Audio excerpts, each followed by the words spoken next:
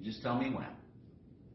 I'm going to relate some history of Whitehall Historic Home, and then I'm going to tell you about an odd thing that happened to me a couple of times in the house.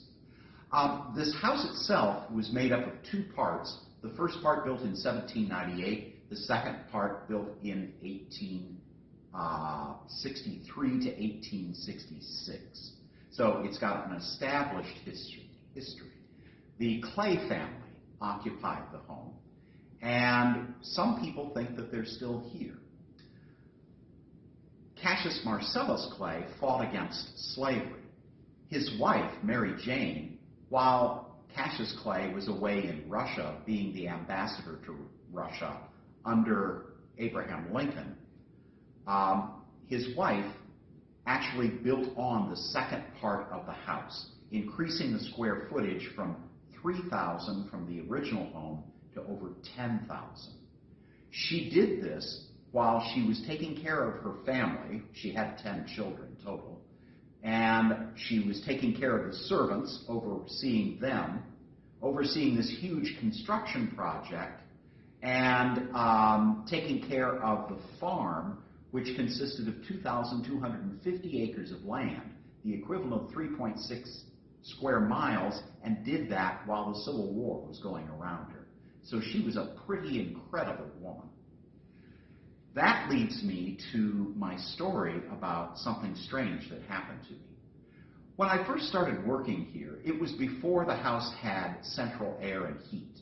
So I was up on the second floor opening two of the 7 windows in the entire mansion that we could open to get airflow going, so we could put fold-out screens in them and turn on some fans.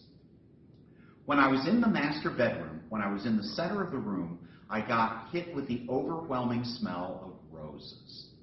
Now, there was a rose garden right outside that window, but the rose garden wasn't in bloom, and the windows had been shut up tight all night long. So there was no reason for roses to be smelling right in that particular area.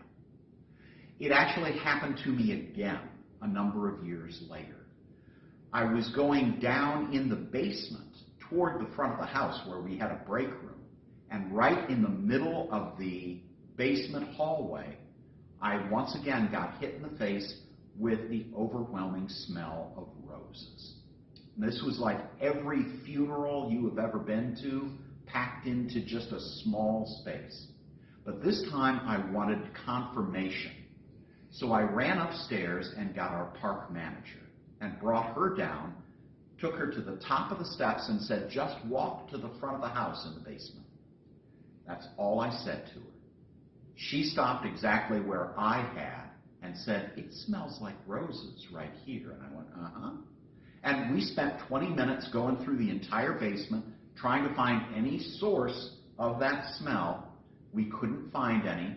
There was an air freshener in the bathroom, but it was raspberry. And raspberries smell nothing like roses. So that was the strange thing that happened to me. The explanation for that, the only thing that I can come up with, is that those types of things happened when there were big things going on in the house, when there were repair projects, or when the heating and air conditioning system was installed, when all of the windows were taken out and rebuilt.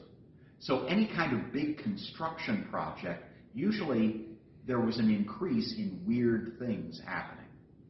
My explanation is that I believe it's Mary Jane coming back to supervise that work, since she was the one who was responsible for putting this house together.